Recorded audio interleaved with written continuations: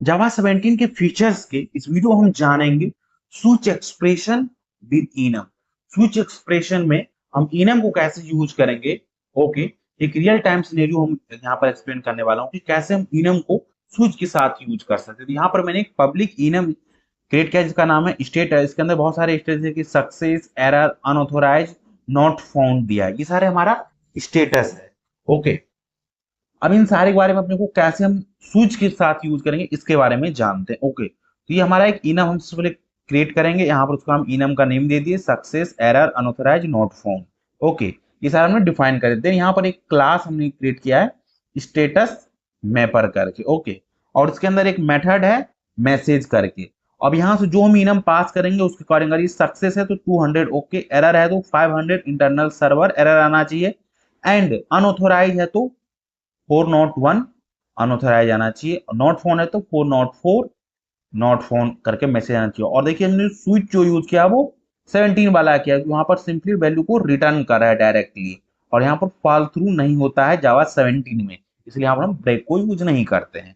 Okay, ये directly जो case match करेगा उसके करस्पॉन्डिंग वैल्यू को यहाँ से रिटर्न कर देगा, उससे करस्पॉन्डिंग मैसेज को ये रिटर्न कर देगा।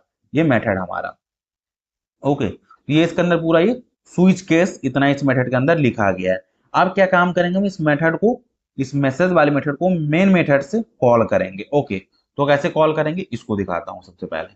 तो सिंपली यहां से हम आएंगे, लिखेंगे system dot out dot print ln को हम यूज करेंगे। ओके, देन हम क्या काम करेंगे, मैसेज मेथड को कॉल करेंगे और इसके अंदर हम यूज करेंगे स्टेटस डॉट एरर को। अगर हम यूज करेंगे तो देखिए अपने को मैसेज यहाँ पर मिलना चाहिए। ओके, तो राइट क्लिक करते हैं, रन एज, डिबग एज कर देते हैं जावा प्रोग्राम पर ही। ओके, देखिए हमने एरर वाले को किया तो यहाँ सिंपल एरर में क्या 500 इंटरनल सर्वर एरर का मैसेज यहाँ पर आ गया।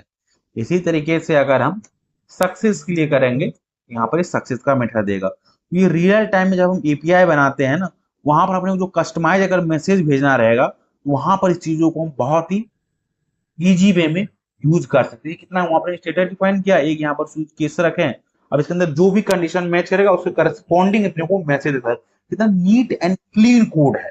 पहले हमको बहुत लंबा कोड, लेंदी कोड लिखना पड़ता, लेकिन जावा 17 फीचर्स में ना बहुत ही हम कोड को रिड्यूस कर सकते हैं, नीट एंड क्लीन कोड लिख सकते हैं, और जो कि काफी ही ह्यूमन रिटेबल है।